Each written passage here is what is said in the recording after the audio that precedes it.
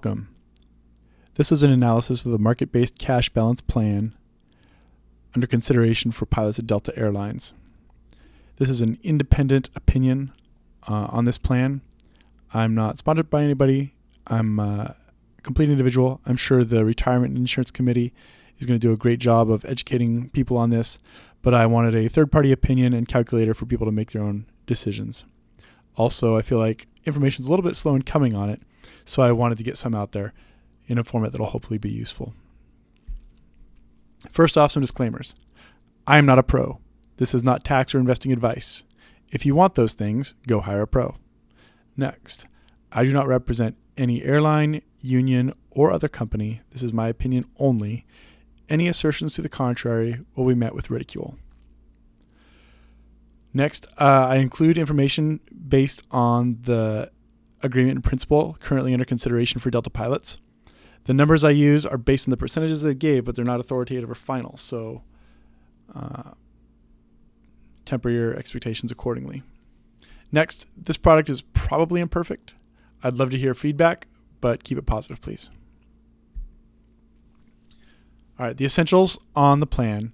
The market-based cash balance plan is a good deal in many cases. I've built a calculator to help you decide when it's right for you. And yes, it's a question of when, not if, for almost every pilot. The bottom line is the market-based cash balance plan allows you to protect more of your money from the IRS. I have never met a pilot who loves paying taxes, and this helps us get just a little bit more of a win against the IRS every year. All right, the second part of this video is going to show you how to use the calculator. You can get your own copy by clicking File, Make a Copy, or File, Download. Please do not send me a request to become an editor of my version of the spreadsheet because you will be denied. Just make your own copy. All right, the status so far in the market-based cash balance plan is we, the pilot group, have already approved this plan. When we voted for Letter of Agreement 20-04, we approved the creation of the plan. So Delta and ALPA agreed on the details and submitted those details to the IRS. Now, market-based cash balance plans are very common in the corporate world, but each one has to be individually approved by the IRS, and so that is our current delay in implementation. One very important factor is that the version we submitted to the IRS allowed optional participation. Each pilot would get to choose whether he or she participates in the plan. It's possible that the IRS could reject that optionality caveat. If they did, ALPA has pledged to us that we will get another vote on whether we want to adopt this plan or not, because if it's not optional and we approve the plan, then every pilot will be forced to participate in it. And although it's a win for many pilots at a certain point in your career, it would be an overall loss, I think, to force pilots into it, especially if they're going to be here for 30 or 40 years, like a lot of people are. I suspect that if we were to lose the optionality with IRS approval and then vote the plan away, it would probably be gone forever. A similar situation like this happened with the VIBA last contract. That was a special kind of healthcare investment account similar to an HSA. United has one. I think FedEx has or was considering one. The VIBA that was presented to us was a bad deal. It was mandatory. It took away from our pay to fund it, and it would have been generally overfunded. It was a bad option, and thankfully we voted it down. It was offered up by the company as a good deal out of their supposedly goodwill. But when we voted that VIBA away, it was gone forever. It has never been readdressed, and it probably never will be. So bear in mind, if we were to do the same thing with this market-based cash balance plan, we would probably lose it. And that would be a bad deal overall, I think. So the calculator I built helps you quantify your decision. There's a lot of emotion tied up in this. There's a lot of gut reaction to say, I want control over my money. I want this, I want that. And if this plan doesn't give me that, I'm a no vote. I think you really need to take a look at the calculator before you make a decision. Now, although this kind of market-based cash balance plan is common in the corporate world, it is not common among airlines. As far as I know, Delta Airlines is the first company to even consider implementing something like this. So that's a great deal for us, And in my opinion, we are years ahead of other airlines in that process. If you're a pilot at one of those airlines watching this presentation, you're welcome to use the calculator and take a look and see what its advantages or disadvantages are. And if you don't have one of these yet, maybe it's something you want your union to start advocating for in the future. All right. The next section of this video is kind of market-based cash balance plan for dummies. If you are solid on investing, if you really know what you're doing, if you've studied this a lot, you can skip this section. In the description of the video below, you can click a link to just skip past this. For everyone else, I recommend watching. It's just a basic run through. I'm not trying to insult your intelligence. I just want to make sure everybody's on the same page. So right now, this is our retirement plan, our 401k plan. And there's 3 buckets. The light green bucket is your personal 401k contributions. And for 2023, each pilot is allowed to deposit up to $22,500 of their own pay in this bucket. Or if you're over age 50, you can contribute up to $30,000. And then on top of that, the company contributes 16% of our pay into the dark green bucket. And they contribute until the combined limit of everybody's contributions hits $66,000 in 1 year, or for pilots who are over age 50, until it hits that limit of $73,500. Now you see the AIP numbers are there, the 17 or 18% in the AIP, and we'll show how that's accounted for later on. Now, for most Delta pilots, you hit a point pretty rapidly in your career where the company's 401k contributions, and certainly if you put some in there, exceed that $66,000 limit or even the $73,500 limit, which is awesome. It's great, right? So when that limit is exceeded, right now what happens is the company starts putting money into this third bucket, the blue bucket, that shows up in your pay stub under the heading of 401k excess. And that's just cash in your pocket that gets treated and taxed like regular income. So it's great to get that 401k excess money. And I think we have a better deal than companies like United, where all that excess is forced into a VEBA that pilots lose control over, and it's not the best investment. The problem with that 401k excess money is it gets taxed twice. You have to pay income tax on it now, and then when you invest that money, because you should be investing that money, you then have to pay capital gains tax after you withdraw those investments, after you cash them in. That's a bad deal, getting taxed twice. The 401k accounts, the personal and company 401k contributions, are a better deal because either they can be tax exempt now and be taxed on them later, which is the traditional 401k, or you have the option of paying tax on them now and never paying tax on the money again, which is the Roth option. And a recent change to our 401k plan allows us to opt for Roth contributions for both our personal contributions and the company contributions. Those are great deals. Which one of those you want to choose really depends on your income and a lot of other factors. And you need to put some time and thought and research into that and probably consult a pro to pick the right way to do that. Now, the problem is we don't like that double taxation. So what this market-based cash balance plan does is it adds a new bucket, a fourth bucket that bypasses that double taxation. If you opt into the plan, once you reach your annual limit for personal and company 401k contributions, the $66,000 for younger pilots, after that, the company's contribution, the 16 to 18%, will get deposited into the market-based cash balance plan. The money in that plan is tax exempt now, and then you pay income tax on it later when you withdraw it, just like a traditional 401k. So it's as good as a traditional 401k in a lot of ways. Awesome. So what are the advantages and disadvantages? With the personal and company 401k contributions, they are tax advantages, which is great, and you get to control what they're invested in, and that's really important, as we'll see later.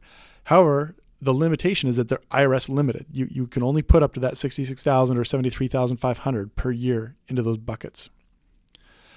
The blue bucket there, the 401k excess money, is great also because you get to control what it's invested in, or just spend it on boats and airplanes and houses and whatever else. The problem is it is subject to that double taxation. So the market-based cash balance plan combines some of those advantages. It's still tax advantaged.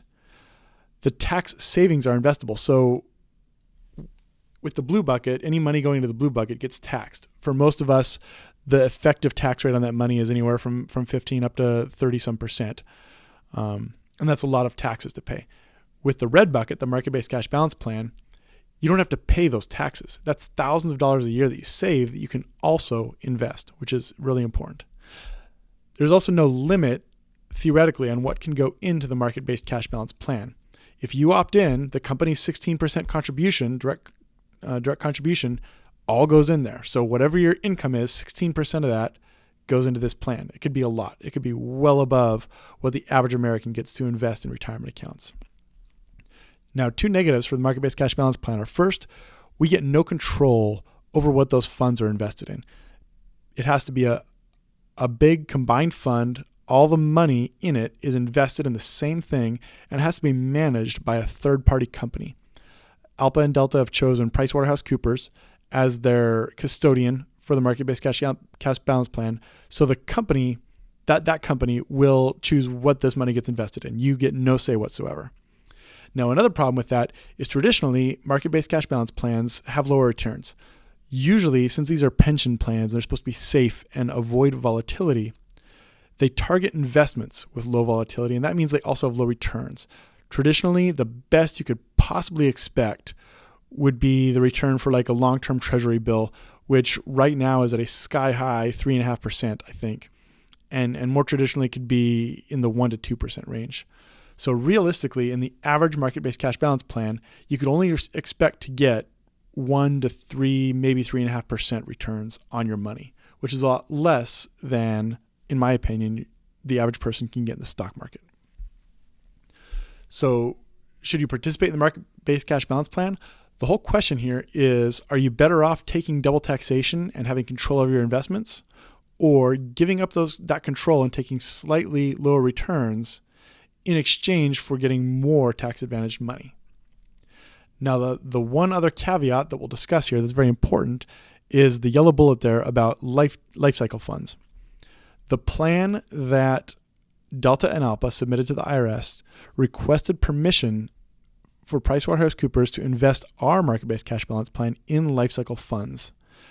In a memo that Alpha sent out that describes this request, they mentioned some Fidelity lifecycle funds that return as much as 10.5% in the very short term or closer to 6.5% in the longer term.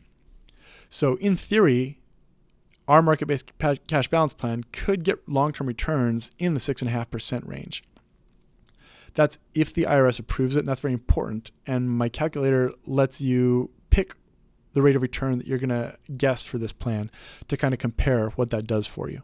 But if we are allowed to use life cycle funds for this market-based cash balance plan, it's a huge advantage, and it starts making a lot more sense for a lot more people a lot earlier in their careers.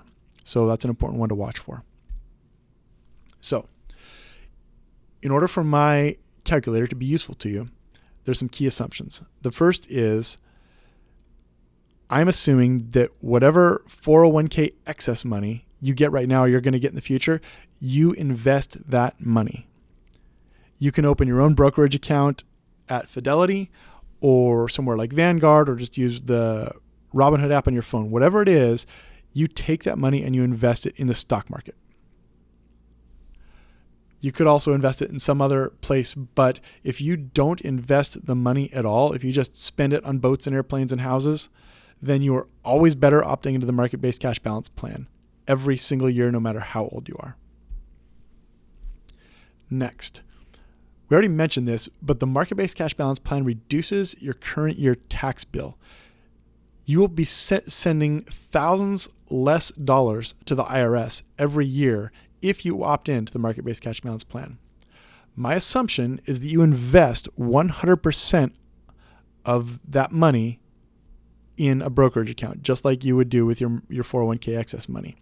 This means you accept double taxation of that money. Now, I give you the option of choosing to do this or not in the calculator, but you will see that if you do not invest your tax savings, the market-based cash balance plan almost never beats investing your 401k excess funds on your own. So it's very important that if you think you want to opt out of the market-based cash balance plan, you have to invest all of your 401k excess money and all of your tax savings. Otherwise, you're just losing money and you're better off in the plan. All right, another, not so much assumption, but an option in the calculator is that you can use the backdoor Roth, the backdoor 401k option. So what this is you have an annual contribution limit of $66,000 for your 401k contributions, of which $22,500 are your personal contributions. Now, traditionally, people are limited, and they can put in that $22,500 and they're done, and they can't put any more money into their plan. However, our plan with Fidelity has a fifth bucket, this purple 401a contribution bucket. And what it says is once you've reached your limit, your $22,500 per year, you can start investing after-tax money into your retirement plan, and you can convert it to 401k funds, roll that money into your 401k, and have it there and never be taxed again if you do the Roth side. Now, this counts against your $66,000 limit for the year, but if you front load this early in the year, you can kind of race the company's 16% contributions, and you can get a lot of your money into this investment retirement account, and that really increases the amount of company 16% contributions that either go into your 401k excess bucket or that would get put in to the market-based cash balance plan. So if you make a lot of money at Delta and you really max out your personal 401k and your after-tax personal 401a contributions, this backdoor 401a option, you can get a lot of your money into the plan early in the year and then have more of the company's money go into the market-based cash balance plan throughout the rest of the year. And you can really get some huge tax advantages that way.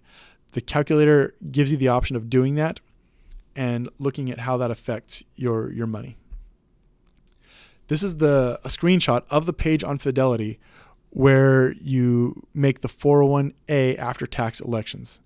If you don't already do that, I think it would be something you should strongly consider doing. All right, another very important part of this whole thing is the exit strategies. Normally, with any retirement account, including our 401k funds, when you leave Delta, you can roll your money over into an IRA. And the same is true for this market-based cash balance plan. So when that happens, you regain control of your investments. You don't roll the shares of the funds into your IRA, you cash them out and roll them over as cash, which is great because then you can invest them back in the stock market and start getting a better return. There's no tax penalty for doing this. You don't get extra taxation. It just gets treated just like a traditional 401k or traditional IRA, or if they're Roth funds, they continue to be treated like Roth funds. Another option for an exit strategy that ALPA has specified is that you will have the option of buying an annuity with your market-based cash balance plan funds. Personally, I think that's a terrible decision. Annuities are just fee-laden, expensive ways for lazy people to get someone else to manage their investments because they don't want to put the time or attention to doing it themselves.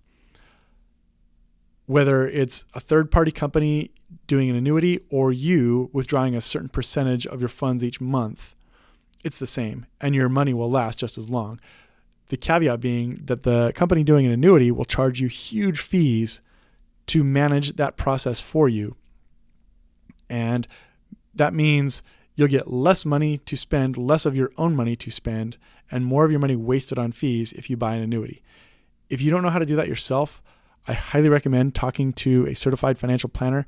You can get a fee-only financial planner who can sit down with you for just a couple hours for a few $100s and explain the whole process of how to do it yourself. And I'll also recommend in the notes for this video a book and some other resources that show you how to do it yourself. It's really easy. Now, the most important part of this whole rollover discussion, though, is that Negotiator's Notepad 2201 mentioned that the plan we submitted to the IRS specifies that we'll be able to roll our money over into a personal IRA starting age 59 and a half rather than the mandatory retirement age of 65. This is huge. This means that if you participate in the market-based cash balance plan, you can get control of your money starting at age 59 and a half. That's a giant advantage. That means for every single Delta pilot, if it's going to make sense for you to invest in the market-based cash balance plan, it starts making sense 5.5 years earlier than it would have otherwise. You'll see that in the calculator, and it's a really big deal. Another part of this whole thing, when Alpa and Delta initially started discussing this market-based cash balance plan, there was discussion of a minimum balance. For the older pilots who only have a couple years till retirement, there isn't enough time to get a significant amount of money into this plan. And giving them a minimum payout, a minimum balance, would have helped them get more out of this retirement benefit than they will otherwise. Unfortunately, the minimum balance provision was not included in the plan submitted to the IRS as far as I can tell. It may have been, but nothing I have seen mentioned it going to the IRS. And then when we read through the Contract 2023 Agreement in Principle, we also see that there is no mention of a minimum balance in there. So as far as we know right now, the minimum balance is not happening. Whatever your feelings are on that, I get it, I understand, but don't make that part of your consideration of whether to participate in the plan or not. Now, there are some people who, out of spite, have said, if we get to vote on this plan again, which we may not, if there's no min balance, I'm an automatic no vote. Okay, I get it. But before you do that, look at the calculator. And once you've looked at the calculator, then ask a professional financial advisor what they think. And I think if they look at the calculator and understand the plan, and then you tell them you're not going to participate and you're nearing retirement, they'll probably slap you across the face and tell you opt into the plan now, because the advantages are pretty huge. But like we said, we probably won't get another vote on the market-based cash balance fund. We have approved it. It is a done deal. The only reason I know of that we would vote on it again is if the IRS rejects optionality. Just a couple more slides and we'll get into the calculator itself. This calculator, the rest of the video is a walkthrough of how to use the calculator. It's detailed. I try to include a lot of things in there and really calculate out the tax implications of participating in this plan. However, taxes are so complicated that I can't account for everything. If you have kids, if you have business deductions, if you have buy an electric car and get tax credits, anything like that, your tax situation should only get better than what the calculator shows. I do include one block in there that I'll show you to kind of do a catch-all for any extra deductions you think you might get. It's important to note that this spreadsheet is garbage in, garbage out. So be honest with yourself. One reason I want you to download your own copy instead of editing mine is because nobody else gets to see what you put in here unless you show them. So be honest with yourself about what you're making, what category you're expecting to be, and how much you're investing, and what you think your investment returns are going to be. It's easy to fudge the numbers and make the calculator say whatever you want it to, opt in or opt out. But you'll only get a useful answer if you really put in honest answers for everything. The final thing I'll say is don't finalize your financial decisions based on my calculator. Go consult a professional. Now, I think this spreadsheet is a pretty useful tool, and I'll tell you, our family has a financial advisor that we use for some of our investing. And if I were to bring this to Tom, bring the calculator to Tom and show him a copy of it, I think he would look at it for about 5 seconds and say, man, this is great. You should absolutely participate in this. And he'd tell me why. And I think that any competent financial advisor should be able to look at this spreadsheet and in less than 5 minutes tell you yes or no if they think it's a good idea.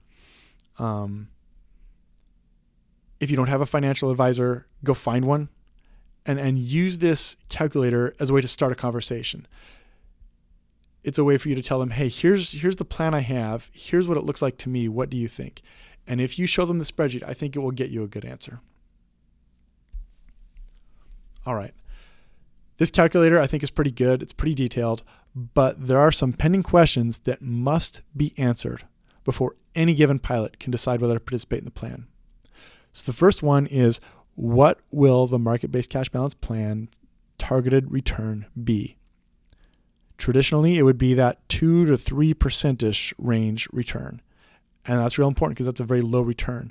There's the possibility that it could be up to 6.5% in the long run if we participate in life cycle funds. We have to know what it's going to be before we can participate. So we'll need to get that word from Delta and ALPA and PricewaterhouseCoopers. Another really important question is, what are the plan's fees and who pays them? No company like PricewaterhouseCoopers does this out of the goodness of their hearts, administers this kind of a plan. They do it to make money. Somebody pays them probably millions of dollars a year for our fund to manage this fund for us. Traditionally, with investing, with your 401k, with your IRA, you pay the fees. You and I do. With a financial planner, with a brokerage account, they might charge you as much as 1% of assets under management, which for the tens and hundreds of thousands of dollars that we will each be putting into the market-based cash balance plan, 1% is a pretty big deal. In my opinion, the company, Delta Airlines, should pay all the fees for the market-based cash balance plan. I don't know what was negotiated, but that is the best way to do it. If we have to pay the fees out of our own dollars invested into the plan, that might be a deal breaker for me, because the return of the plan is already going to be lower than you can get on the regular stock market. And it's already a contest to see if the tax savings are worthwhile or not. And then to further reduce those returns by paying fees ourselves, that would be untenable to me. Another option would be that ALPA would pay some or all of those fees, possibly splitting some with the company. The problem with that is ALPA's part of paying to those fees would just come from our dues money, which means we'd be paying them out of our pocket anyway, which again is a little bit unacceptable. So the answer I want to hear for that point is the company is paying the fees. If they're not, that might be a problem. Another question is, assuming that the plan is optional, at what point can each individual pilot opt in or out of the plan? In an ideal world, you'd be able to opt in or out every month or maybe once a year and say, I want to participate this year, I don't want to participate next year. And you could even flip-flop back and forth. More likely is that the opt-in or out would be a once per contract cycle kind of thing. So if we get a new contract in 2023 and the market-based cash balance plan gets approved by the IRS in 2023, you would have the option of opting in or not in 2023, and then you would be stuck with that decision until we sign a new contract. That's fine, because the calculator shows that if it makes sense for you to opt into the plan this year, it will continue to make sense for you to opt into the plan every year for the rest of your career. So if you opt in at the start of a contract cycle because it made sense for you to do so, it will continue to make sense for you for the whole contract cycle. The problem is if you opt out, but it would have made sense for you to opt in at some point during the contract cycle. And as we've seen with this current cycle, we signed our last contract in 2016, and here it is 2022. We're 6-7 years in. We still don't have a new contract. Let's say it would have made sense for you to opt in year 2 of this contract cycle. Now you've lost out on 5 years of huge tax advantages, and that's a big deal. So it's important to know when, just so that you can strategize. We'll see in our discussion with the calculator, if it will make sense to opt in during the contract cycle, you're probably better off opting in early, and the amount you lose out on in the first couple of years isn't that bad, and it will be dwarfed by the advantages later years. Of course, it could be something else altogether. There could be some other opt-in, opt-out criteria that we don't have yet. All right, that's it for these slides. From here on out, we're going to look at the calculator itself. All right, so here's our calculator. We're going to go through the whole thing and explain what it means. To start, I'm just going to go over the user inputs in this top section. So what we've got here for this whole calculator, if you see something yellow, that's meant for you to manipulate, you to change, you to put in your own information. If something is blue or red or any other color, It calculates automatically, and it's not meant for you to muck with it. Now, with your own copy, you can do what you want, but I recommend only adjusting the yellow values. So to start out, let's go over the user inputs. First is aircraft. You have to pick from the drop-down list and put what you have here. Sorry, you can't do your own. And sorry, I have to break out things like the 221 and the 223 and those kind of things.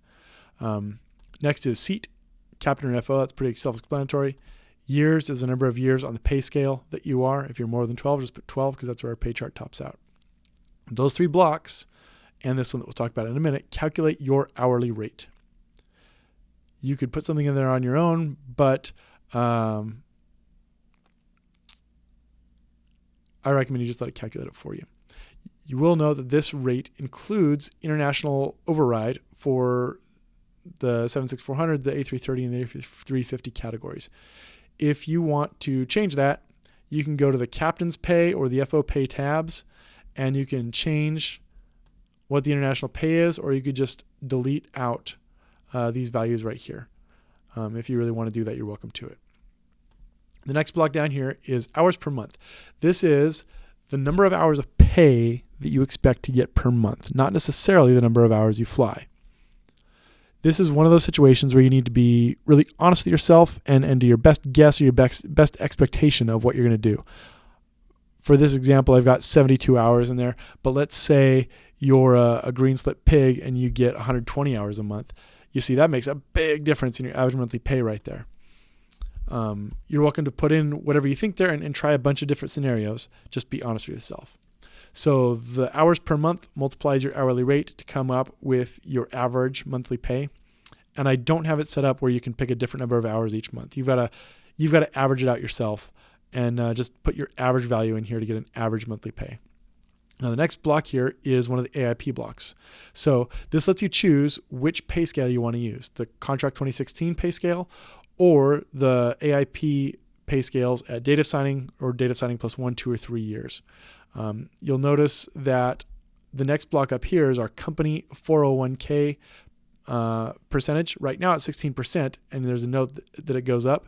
So if you select AIP date of signing plus 1, this value will go up to 17 automatically. And if you choose date of signing plus 3, that value will go up automatically along with your pay rate increasing, your hourly pay rate.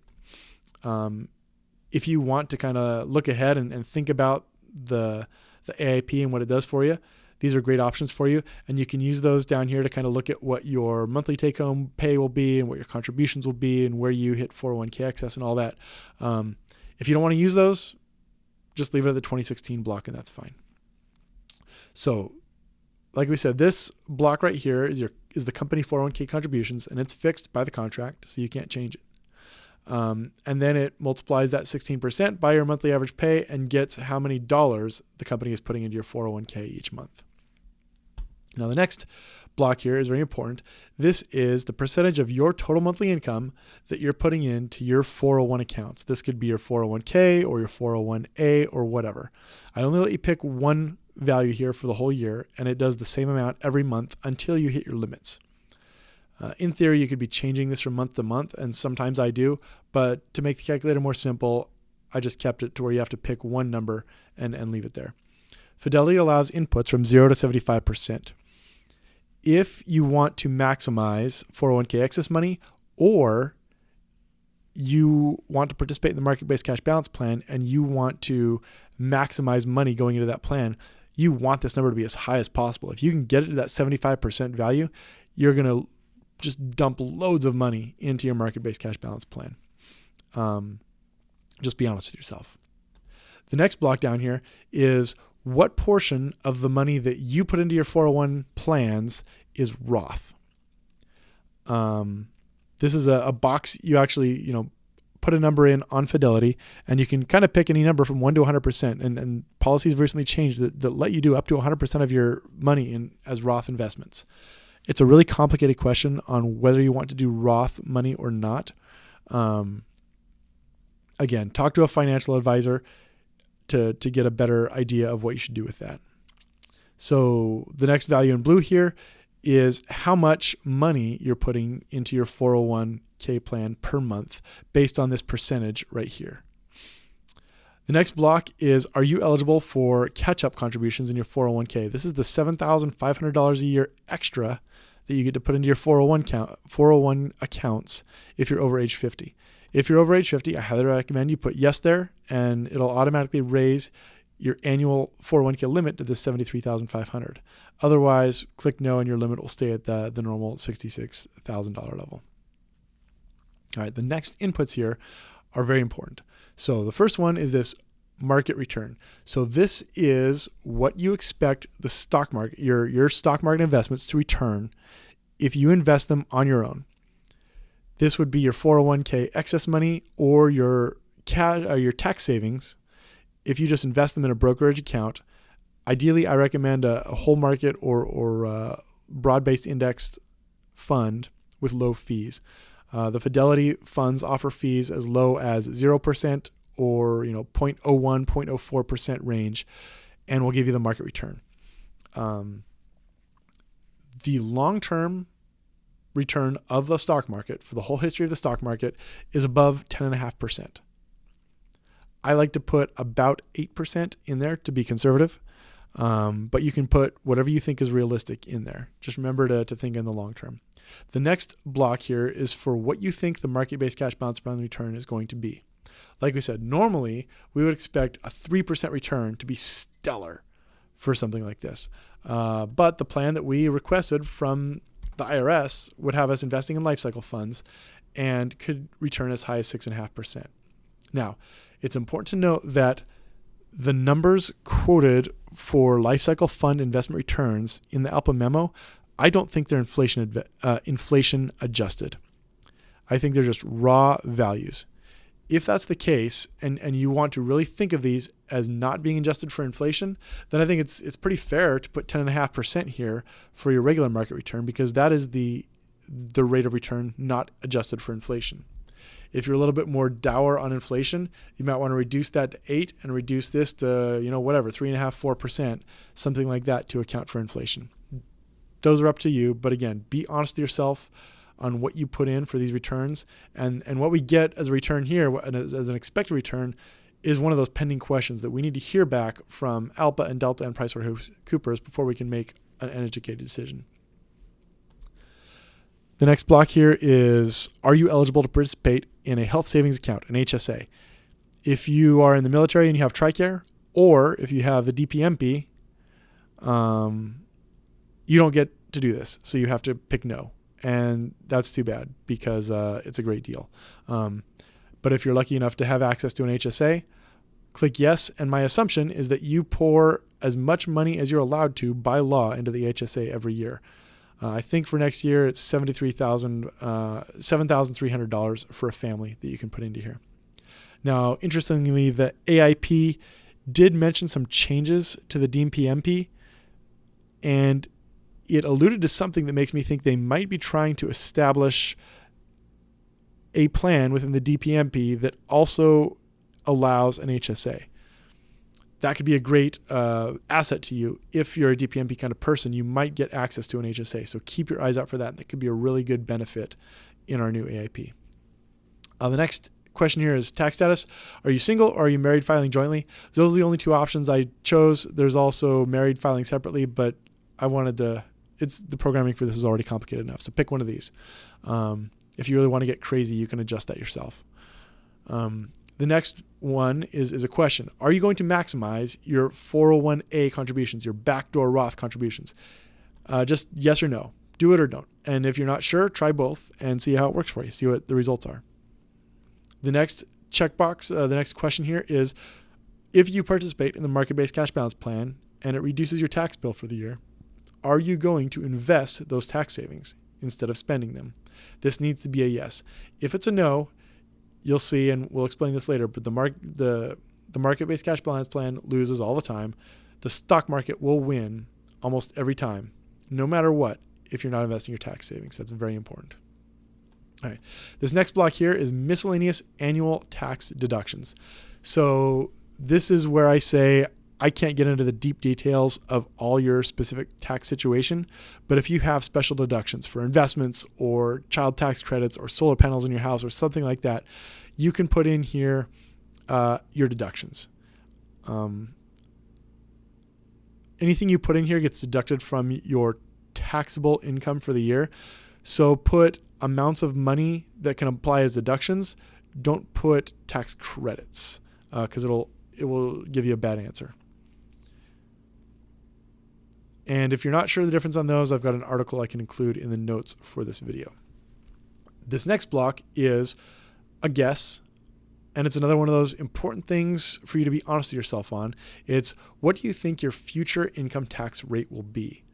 That, we'll see, makes a huge difference on whether you should do Roth or traditional contributions in your 401k, and it makes a huge difference on whether to participate in the market-based cash balance plan or not. Now, if you're wondering, well, I don't know what to put here, and I've got the drop downs. I've just got our current tax brackets. These are the only brackets we have.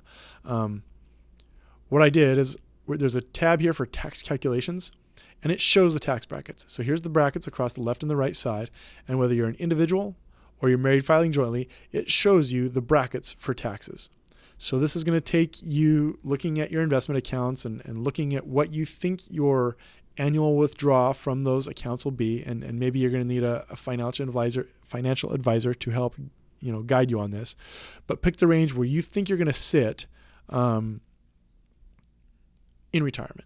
So what I did is I picked 22% as a default, because for an individual that lets you withdraw up to $95,000 a year from your retirement accounts to spend, and if you're married, that lets you spend up to $190,000 a year from your retirement accounts. I feel like most of us will probably be pretty close to that range. I think if you're smart, you can pretty easily get below it. And I don't know how many people will be above $364,000 a year in spending in retirement. So I picked 22%. I think it's a pretty good estimate, but we'll kind of play with some values here, and you'll see that it's pretty important later on. All right, before showing you how everything gets gonked through, here's the answers. Here's what the calculator spits out for you. First, it gives you the potential tax advantages in raw dollars of money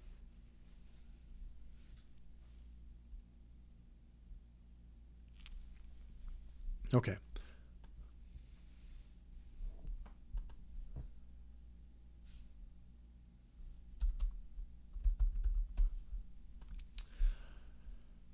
All right. The next block here is potential tax advantaged dollars. So this block says, if you participate in the market-based cash balance plan, given all these other assumptions and inputs, this is how much extra money you will be getting to shield from taxes in some way or another this year, above and beyond what the average American worker gets to protect. So that's a very important number, and based on some of the inputs here, we'll see that number can get pretty big. The next is the tax savings that you get by participating in the market-based cash balance plan. So that kind of gonks through your tax rate, and based on this and your tax rate, it gives you your tax savings. That's extra cash you have to invest if you participate in the market-based cash balance plan. Then the next two blocks show you your total effective tax rates, whether you opt out of the market-based cash balance plan or you opt into it. You can see for the default example I have here, this is kind of my situation right now. It's only a difference of 1.1% if I opt in or not. Now that's still a lot of money at $3,000 a year and $12,000 a year tax advantage, but it's not the world's biggest difference. And I put this here to show you. Next two blocks are real important. These show you your maximum opt-out age to opt out of the market-based cash balance plan. If this number here is below your current age or below the age you'll hit during the next contract cycle, it is financially advantageous probably to invest in the market-based cash balance plan. Now, that's based on all the assumptions, based on this return here and everything else. However, this is a useful number, I think, as a maximum opt-out age. And personally, I was shocked at how low this age was. And one of the things that has made this age even lower than I expected was that fact that we get to start rolling our money over from the market-based cash balance plan at age 59 and a half. We don't have to wait till age 65. So that means this age is going to be almost 6 years lower than it normally would have been, which is a big deal. And the next one is the years to break even. So what that says is it does the comparison, and it says it runs the numbers as if you had opted out of the market-based cash balance plan and invested all of your 401k excess money and tax savings on your own in a brokerage account. And it compares it to what you would have if you participated in the market-based cash balance plan. And it figures out the point at which those two options break even. And after that point, the market-based cash balance plan always wins. So that's what this next section of the calculator does. It looks at how many years you have until retirement, and it goes through and says how much money gets invested into, how much money gets paid as 401k excess, what that would be after taxes if you withdrew it this year, or what it would be worth in the market-based cash balance plan this year. It shows your tax savings, and then the combined value of your tax savings and your market-based cash balance plan if they got invested, and it accounts for this being invested in the regular stock market and this being invested in the lower return plan. It shows an after-tax withdrawal value for that money, and then it decides which one wins. This shows all the way for 30 years to retirement. Some of us will have longer, but I'll tell you, it takes some really crazy conditions for the market-based cash balance plan to start winning this far out. So probably for most pilots, the market-based cash balance plan is going to be a good option in the last 5 to maybe 15, 20 years of your career. Up until then, you'll be better off opting out of the market-based cash balance plan. However, I also show you the margin by whichever one wins. So if you've gone through everything this year, the market-based cash balance plan wins, but the difference is $1,780. And right here, around the year where you hit the break-even point at 16 years, in this point, the market-based cash balance plan only wins by $72. That's nothing, right? For us, for me, that's flying halfway to Birmingham. That's nothing. So you're not losing that much if you opt in or opt out at a certain point in time that isn't optimal. If you opt in a little bit too early because you want to be in the plan during the next contract cycle, you might lose $280 this year. You might lose $800 or $683 next year. That's not too bad because your overall gains will be bigger than that. Same thing, if you want to opt in but you're not sure and you decided to opt out, you might only be losing a few $100s right at the cusp there. But as time goes on, the difference can get very, very big, down to $14,000 there at the bottom. So this is the horse race. If it doesn't make sense now, just kind of click through some options and then try some different ways of different assumptions and different conditions, and you'll see how it changes. I want to jump back in and make one quick point. I've alluded to it, but just so it's spelled out clearly, this whole calculator only calculates 1 year at a time. It only calculates what decision you should make in the upcoming year. The reason being, if at any point in time you reach this break-even point where it makes sense to participate in the market-based cash balance plan, it will continue to make sense for you to participate every year for the rest of your career, unless your assumptions up here, your inputs get way out of whack. But in general, once you start participating in the plan, you should continue participating in the plan until you retire. So all I'm having this calculator do is look at the upcoming year and decide, in this upcoming year, does the maximum opt-out age, is that above my current age or is it below it? And if this age is anywhere near your current age or below, you should probably opt in, and otherwise you should opt out. And it just makes it that simple. I don't try to go in and do a multi-year analysis because it doesn't matter. Once you opt in, it makes sense to continue opting in, and that's it. The next block down here is an annual compensation calculator.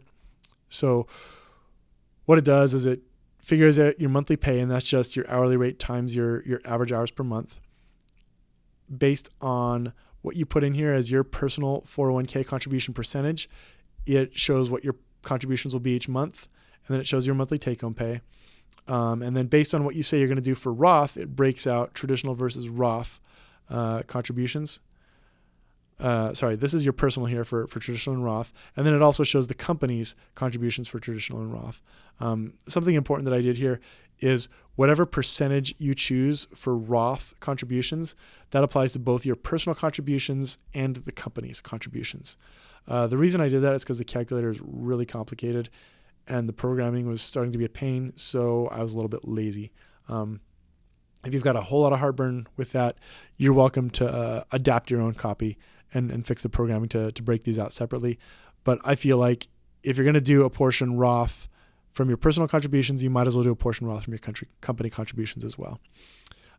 It also shows that once you hit your $22,500 per year limit of personal contributions, either they just stop cold turkey, or if you opt to participate in that backdoor 401a option, it starts showing, reflecting that in your contributions until you hit the $66,000 per year limit. And that's where the 401k excess kicks in. Then it totals everything up. It shows your total 401k, 401a contributions. That's between you and the company. It shows your total 401k excess, or if you participate in the market-based cash balance plan, this is the amount of money that year that will go into the market-based cash balance plan. And then it shows your total compensation for the year. It's kind of a useful table. We'll go real quick through the other tabs here just to show you what we've got, and then we'll run through some examples. On the tax calculations tab, like I already mentioned, I've got the tax brackets in here. Here's the regular income tax brackets, and then we also show capital gains tax rates. This is for any money that you invest on your own in a brokerage account, your 401k excess or your tax savings. When you pull it out, it gets taxed at this capital gains tax rate. It does not get taxed as normal income. But if you take money directly out of a traditional 401k or a traditional market-based cash balance plan, not an annuity, and you don't roll it over, it's going to get taxed at this rate. So this accounts for all that. I assume that you're going to take the standard deduction because they're really high. $27,000 of standard deduction is pretty high. And unless you have a lot of side hustles and real estate investment kind of things going on, you're probably going to be with the standard deduction. However, if that's not enough and you need more deduction, then just go to this block right here and you can add in more deduction to get above and beyond the standard deduction. Here's the IRS HSA limit on your contributions for the year. I was wrong. It's $7,750 max for a family for the year. I have an article linked in the notes for this video that shows why the HSA is the ultimate retirement account. It is truly the best retirement savings vehicle you have, and a good practice is to fill this up first every year before anything else. Here's the personal limit for the 401k. And then there are some income limits for your Social Security and Medicare tax. And there is also a Medicare high earner tax that kicks in at higher levels of income. So those are all here. All these values get published every year on the IRS website. And you can just go to that website and get those numbers and plug them in yourself. I may or may not continue updating this calculator in the future. But if I don't, you can plug the numbers in yourself and get good numbers. And then this next part down here is me showing my work on your tax calculations. So I take your total income, I take out the standard deduction. If you participate in the HSA, we take that out. Traditional 401k contributions from the company get deducted. Roth contributions don't. Your personal 401k contributions get deducted. Your Roth contributions don't. Your personal 401a contributions are not tax deductible. They get taxed. And then this is the big difference right here. This is like the whole crux of the question is how much money goes into the market-based cash balance plan each year. That amount gets deducted from your taxable income. So your taxable income decreases by more than $12,000 if you participate. Here's where it accounts for any other tax deductions that you put in, and it gets you a taxable income. This is different from your total income. This is what the IRS cares about after all the deductions we've accounted for in here. Then we do a very, very rough calculation of your taxes. So we show how much is going to be paid into each bracket. This is a summary of this table based on whether you clicked married or single, and it will adjust these values based on whether you put married or single. So it shows for each bracket how much money you pay in each bracket, and you'll see you might fill up all these brackets, but then in the 24% bracket, you don't actually fill it all the way up. You just get a little bit taxed at that rate and then nothing at the higher rate. We calculate your Social Security and Medicare tax and your high earner, if you have high earner income, and then we calculate your high earner income tax for Medicare. And then we add all these up and get your total tax paid, and that's how we calculate your effective tax rate. And then the difference between these two is your market-based cash balance plan tax savings. That's just showing the work. It might be interesting for you, and if you really, really wanted to, you could dig into here and adjust it yourself. The next couple charts here are just the pay charts. And you can get these on airlinepilotcentral.com if you wanted to. They're publicly available. So here they are. These are the contract 2016 numbers. I highly recommend that you don't type stuff in here because, look, there's a big fancy formula, and it's actually drawing these numbers from some other hidden tables that you can get to. I'll show you how in a minute. But I recommend you don't hand jam numbers into here unless you really, really want to or you really know what you're doing. I also include our international pay overrides right here, and it automatically factors those in. And then here's our pay raises as specified in the AIP. If for some reason we were to reject the AIP and get different pay raises, you could input those in here, and it would actually it would give you good numbers, relatively good numbers on the main calculator. If you really want to get into the pay charts and edit that kind of stuff, you can go up to View. And you can go to View in Google Sheets and click on Hidden Sheets, and then it shows you I've got a whole bunch of pay charts hiding here for captain and FO pay for each of the conditions for current contract or the AIP contract at date of signing or plus 1, 2, or 3 years. And if you unhide those, you can go in there and you can kind of adjust what's going on. If you really want to. I recommend you leave it as it is.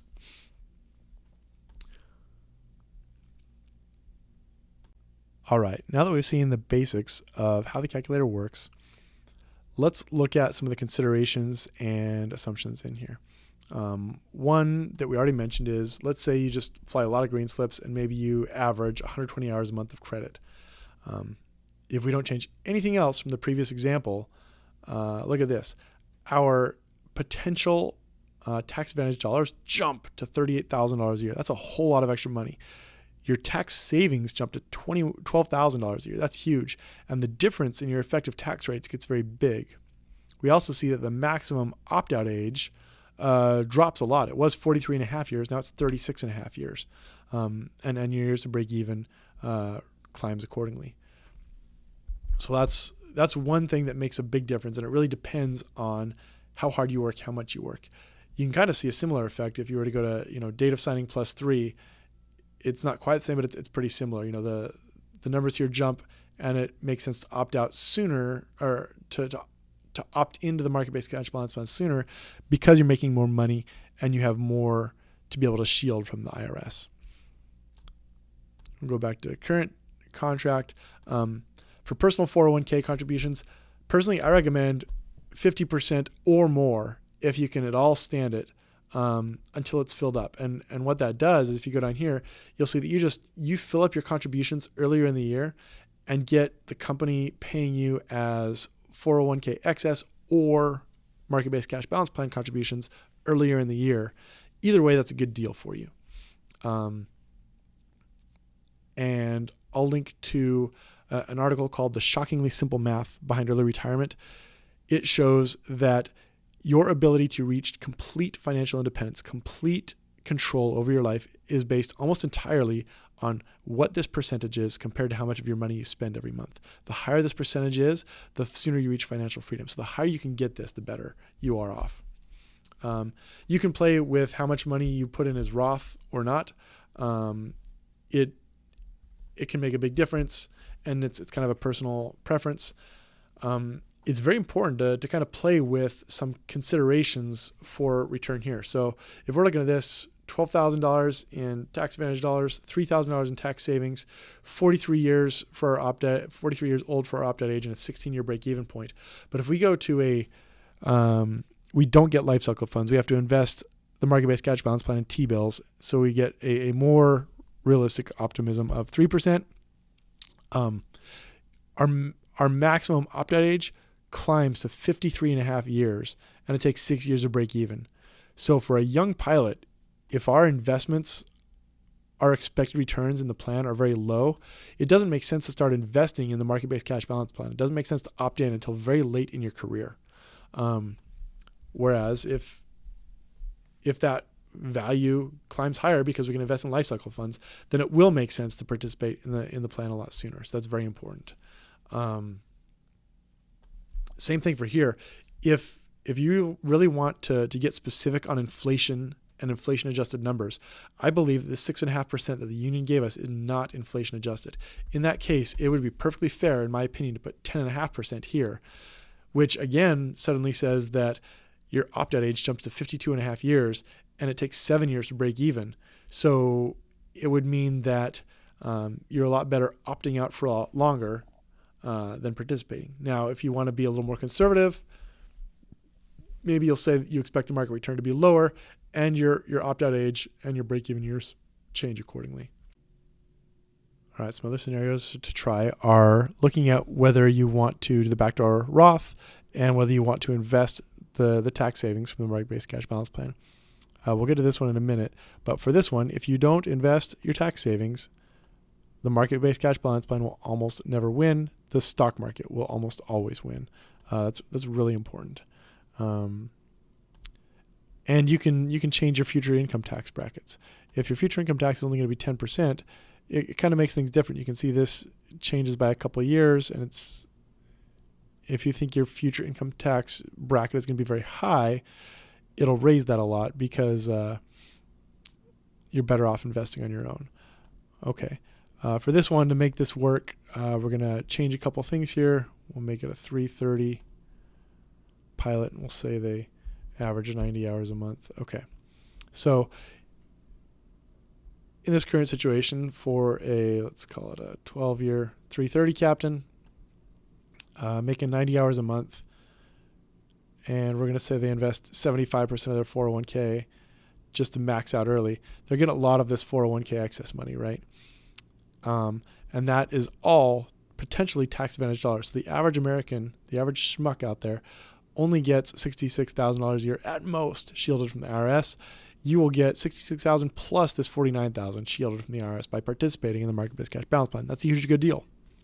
But if you decide not to do the backdoor Roth 401k or 401a, this drops drastically, and you see your total amount of money saved, your tax savings changes significantly, and your opt-in age and break-even age change.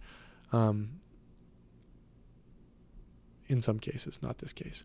So that's very important to look at. For a younger pilot, let's say a first-year FO, right?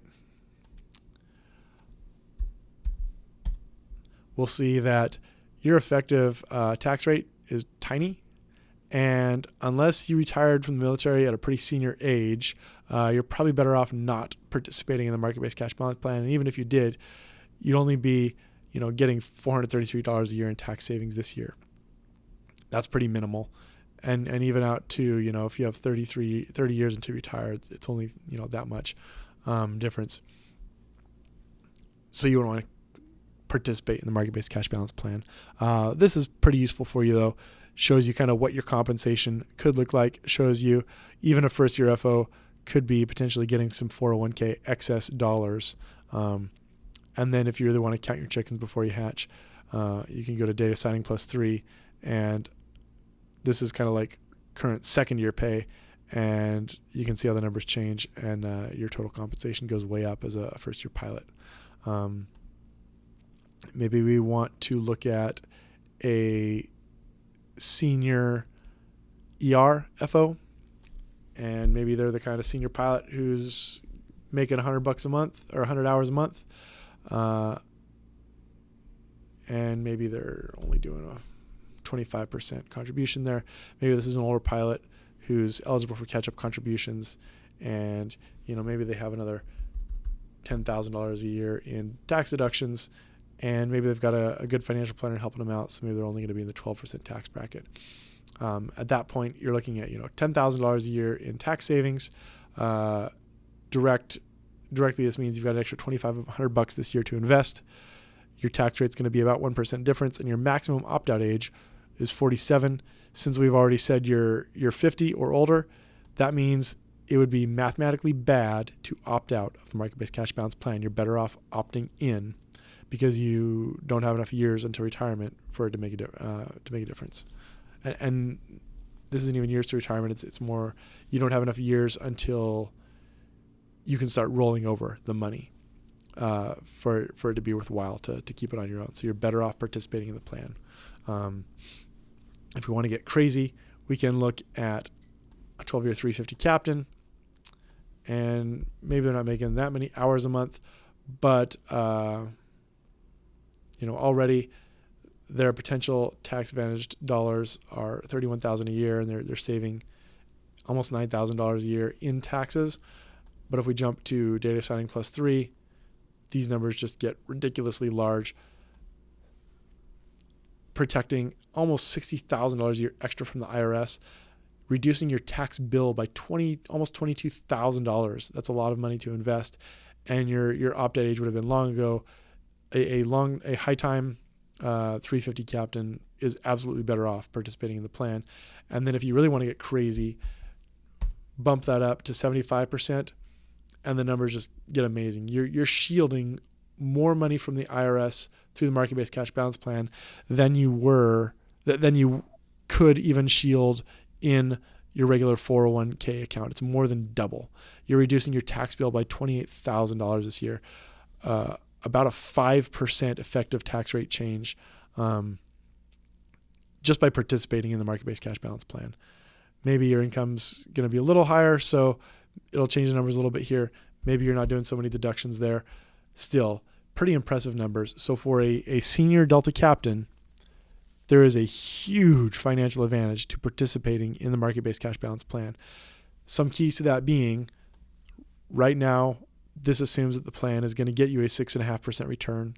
Also, the fact that you get to start rolling that money over at age 59.5 into your personal IRA account and getting it invested back into the regular stock market. So potentially some really big advantages for more senior pilots participating in the plan.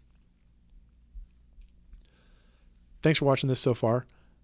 I hope this calculator is useful for you. You're welcome to download your own copy and adjust it however you see fit, make it your own. Like I said, don't base your decisions entirely on this. Take this to a pro. Fill it out however you think is going to make sense, and then take it to your financial planner and use this to frame the conversation you want to have with that financial planner. And I think you'll get some good answers. If you have any questions, feel free to hit me up. If you really want to, you can find me in iCrew or contact me through the links that go with this video. Thanks and good luck.